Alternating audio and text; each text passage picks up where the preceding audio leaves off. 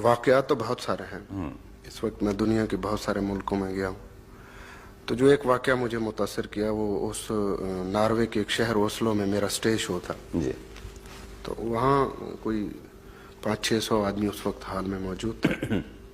मैं अकेला आर्टिस्ट वहाँ परफॉर्म के लिए गया था। तो एक सफ़ेद बालों वाला, उसकी ये भुएं भी सफ़ेद, ये सब कुछ उसका ये सब सफ़ेद हो चुका था।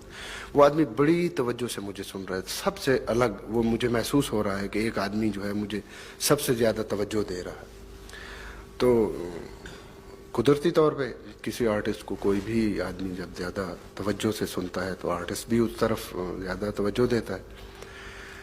जब प्रोग्राम ख़त्म हुआ तो वो साहिब आके मुझसे मिले। उन्होंने मुझे कहा कि अता साहिब, मैं चाहता हूं कि आप कुछ वक्त मेरे घर पे गुजारें। ये बातें अब उर्दू में हो रही हैं। मैंने कहा जी आप जब चाहें मैं हाजिर हो जाऊं। तो उसने कहा कि मैं आपको कल परसों किसी वक्त फ़ोन करूंगा, जब आपके पास वक्त होगा तो आप मेरे साथ तशरीफ़ ले जाइएगा, मैं आपको लेने आ जाऊंगा। मैंने कहा ठीक है। सो दूसरे दिन उसने टेलीफोन किया मुझे, वो साथ ले गए। तो उस घर में जो सबसे ज़्यादा चीज़ मुझे मुतासिर करने वाली थी वो ये कि मैं जो ही अंदर दाखिल हुआ तो उसकी बीवी, ज़ाहिर है अब वो भी माशाल्लाह 70-75 के लगभग होगी। तो उसने जिस वालहाना अंदाज में मुझे गले से लगाया और अपनी ज़ुबान, मेरे ईसा खेल की ज़ुबान उसने बोलना शुरू कर दिया। अच्छा। तो मैं हैरान हो गया क्योंकि उस शख्स ने मुझे नहीं बताया कि मैं कहाँ से बिलोंग करता। तो उस वक्त मुझे पता चला कि ये औरत और इसका खामंद, जब हमारे मुल्क की तकसीम हुई तो उस वक्त ये वहाँ शिफ्ट हो गए थे नॉर्वे में। अच्छा।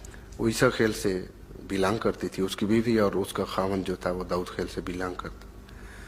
उसका नाम था, वो ख़ास से मशहूर अफसाना निगारों में इस वक्त शुमार किया जाता है, हिंदू था वो। जी जी।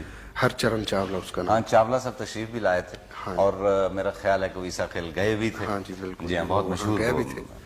तो उन्होंने जो मुझे वहाँ प्यार दिया जिस खुलूस और चाहतों के साथ, और उन्होंने ये कहा कि हमें तो पार्टीशन के बाद अपनी ज़ुबान सुनने को, एक तो ये कि पार्टीशन के बाद वो लोग शिफ्ट हो गए, और दूसरी बात ये कि वो बजाय इसके कि हिंदुस्तान जाते वो कहीं और चले, 7 समुंदर पार चले गए वहाँ नॉर्वे में।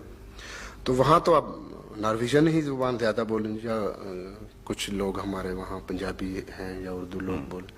हमारे इलाके का वहाँ कोई भी आदमी नहीं था जिनसे वो अपनी ज़ुबान में बात।